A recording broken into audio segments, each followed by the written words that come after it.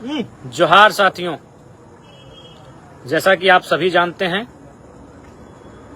JPSC और JSSC की परीक्षाओं में कई प्रकार की विसंगतियां, अनियमितता, त्रुटियां, गड़बड़ियां, झोलफांस के मामले प्रकाश में आए हैं और उसी को लेकर अभी वर्तमान में बापू वाटिका रांची में राज्य के छात्रों के द्वारा लगातार सत्याग्रह किया जा रहा है और कल जेपीएससी जेएसएससी अभ्यर्थी न्याय मंच के द्वारा एक संविधान मार्च का आयोजन रखा गया है, जिसमें झारखंड लोकतांत्रिक क्रांतिकारी मोर्चा पूर्णतः समर्थन करता है और पार्टी के केंद्र अध्यक्ष होने के नाते मैं इस राज्य में जितने भी हमारे विंग हैं, मुख्य विंग तथा अन्य प्रकोष्ठों के तमाम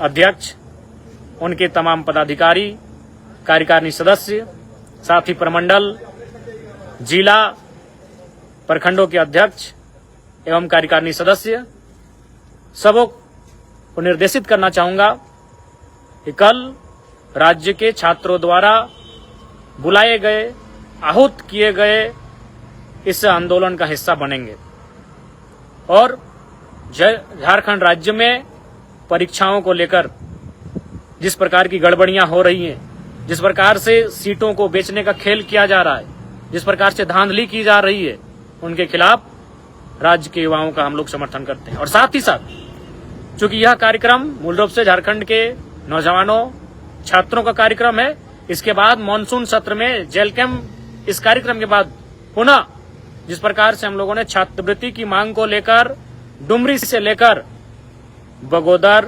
बिशुनगढ़, दारू, टाटीझरिया, हजारीबाग, चरही, मांडू, रामगढ़ और मांझी होते हुए रांची तक की यात्रा, पद यात्रा, 180 किलोमीटर की पद यात्रा हम लोगों ने अपने पार्टी के द्वारा, अपने पार्टी के बैनर तले किया था। उसी प्रकार कल के कार्यक्रम के बाद हम लोग अपने संगठन के बैनर तले भी कार्यक्रम करेंगे। जो कार्यक्रम जिला स्तर से लेकर राज्य स्तरीय होगा, उसको लेकर आज केंद्रीय कार्यकारिणी समिति की बैठक धनबाद जिले के तोपचाची में बुलाई गई थी, जिसमें हमारे लगभग 130-40 की संख्या में केंद्र कार्यकारिणी समिति के सदस्य, पदाधिकारी उपस्थित रहे और सबों ने एक स्वर में कहा कि आज छात्रों की आवाज को मजबूती देना, छात्रों को उनके साथ खड़ा होना हमारी पार्टी की सबसे पहली प्राथमिकता है।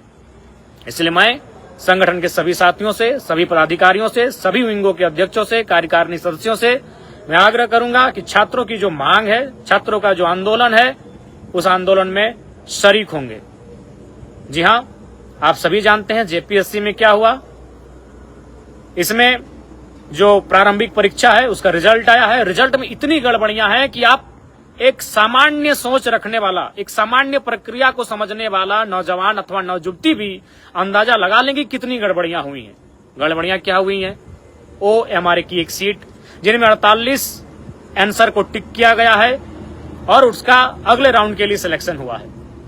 आयोग के सदस्यों का हस्ताक्षर न होना, एक ब्लैकलिस्टेड कंपनी को परीक्षा आयोजन करने की जिम्मेदारी देना, ऐसे कई मामले प्रकाश में आए हैं जिनसे यह स्पष्ट प्रतीत हो रहा है कि झारखंड राज्य के युवाओं के सपनों को यहां बैठे कुछ सफेद पोश लोग, कुछ अधिकारी वर्ग बेचने का कार्य कर रहे हैं। अखबारों के माध्यम से कि जेपीएससी की उप परीक्षा नियंत्रक सहित 6 हिरासत में चेयरमैन ने दिया इस्तीफा। भाई इस्तीफा चेयरमैन का होता है, धांधली बड़ी होगी तभी तो इस्तीफा चेयरमैन को देना पड़ा। नौकरी की सेटिंग करने के लिए अभय तिवारी ने पूरा होटल ले रखा था लीज पर। घोर आश्चर्यजनक।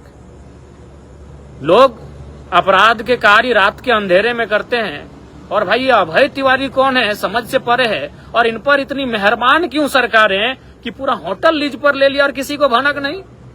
अरे कोई एक छोटा सा चोरी का काम करता है तो रात को डरते हुए, सहमते हुए कि कहीं कोई पकड़ ना ले, कोई देख ना ले, और ये पूरा होटल ही नौकरी की सेटिंग करने के लिए अभय तिवारी ने पूरा होटल ले रखा था लीज पर। घोर आश्चर्यजनक। ये बड़ा ही आश्चर्यजनक विषय है। इसलिए मैं और हमारा संगठन पूरी तरह से इस आंदोलन में बढ़ चढ़कर छात्रों के साथ है। और एक शीर्षक है अखबार का कि कॉपियों में काट छांट और नंबर में हेरफेर कर बनी थी सूची। बताइए, कॉपियों में भी काट छांट और नंबर का हेरफेर, इतना घोटाला झारखंड राज्य में। और अगर सरकार कोई निर्णय नहीं ले पाती है, कोई कार्रवाई नहीं कर पाती है, तो बड़ा ही विचित्र और दुर्भाग्य की बात है। और सवाल तो ये उठता है कि मनोज अभय ये है कौन भाई, जो खुलेआम दिन दहाड़े होटलों में जाकर फर्जीवाड़ा के कारनामे को अंजाम देने का कार्य करते हैं। इसलिए मैं तमाम अपने संगठन के सभी साथियों से और साथ ही साथ हमारे शुभचिंतकों से, समर्थकों से भी मैं आग्रह करूंगा, अनुरोध करूंगा कि कल जो कार्यक्रम छात्रों के द्वारा आहूत किया गया है, संविधान मार्च, जो संभवतः जयपाल सिंह मुंडा स्टेडियम से आरंभ होगा, एक मार्च के रूप में आंदोलन अपने गतिशीलता को प्रदान करेगा, अपनी गतिशीलता को प्राप्त करेगा। इसलिए मैं आप सभी से आग्रह करूंगा कि जेपीएससी, जेएसएससी की परीक्षाओं में जो धांधलियां हो रही हैं, जो गड़बड़ियां हो रही हैं, जो सीटों को बेचने का कार्य हो रहा है, जो छात्रों के सपने के साथ खेलने का कार्य हो रहा है, उसके ठीक उसी प्रकार हम लोग अपने बैनर तले भी कार्यक्रम करेंगे। बाकी सभी साथियों को जोहार, हुल जोहार, छात्र एकता जिंदाबाद और छात्रों की आवाज और